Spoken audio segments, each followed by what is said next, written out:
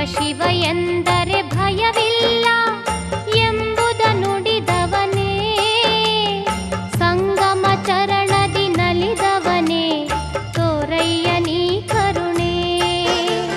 ಕಲ್ಯಾಣ